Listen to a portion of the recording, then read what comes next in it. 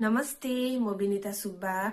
आज एउटा फेरि कविता लिएर आएकी छु र कविताको शीर्षक छ आमा र कविता यस प्रकार छ। संसारको सबैभन्दा प्यारो शब्द हो आमा। दुनियाँको स्वार्थपनबाट भागेर आमाको अंगालोमा आउन मन लाग्छ। यो संसार धेरै खराब छ आमा, बेसरी रोएर भन्न मन लाग्छ। डर लाग्छ कतै तपाई छोडेर जाने पो हो कि, यो पापी संसारसित मलाई एक्लै बनाउने पो हो कि। कोही रहेन रहेछ आफ्नो यहाँ, कोही रहेन रहेछ आफ्नो यहाँ, स्वार्थ ईर्षा मतलबको संसारमा मलाई मात्र माया गर्ने मेरी आमा। सधैँ फोन गरेर कहाँ छस्, खाना खाइस, सन्चै त छस् होला नि भनेर सोध्ने मेरी आमा।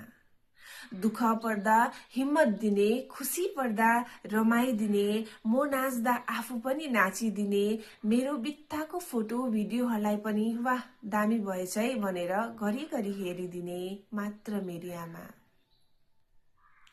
मैले धेरै कमाउन नसके पनि म माथि सधैँ गर्व गरिदिने मेरी आमा। अरूको पापी नजरबाट मलाई बचाएर आफ्नो मायाको अंगालोमा राखिदिने मेरी आमा। अरूको मुखबाट राम्रो सुने गदगद भइदिने अनि अरूको मुखबाट नराम्रो सुने त्यस्तो छैन है मेरो छोरी मेरो छोरा भनिदिने मेरी आमा। मैले जति नै गल्ती गरे पनि मलाई सधैँ नै माफ गरिदिने मेरी आमा। माया त बेसरी छ तर देखाउन सक्दिन आमा। संसारको सुन्दर सुन्दर ठाउँ त घुमाउन सक्दिन आमा।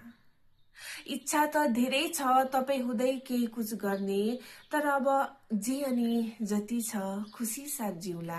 जे अनि जति छ खुसी साथ जिउला। दुःख होस् कि सुख आमा, सबै गुनासो तपाईलाई नै सुनौला। दुःख होस् कि सुख आमा, सबै गुनासो तपाईलाई नै सुनौला। धन्यवाद।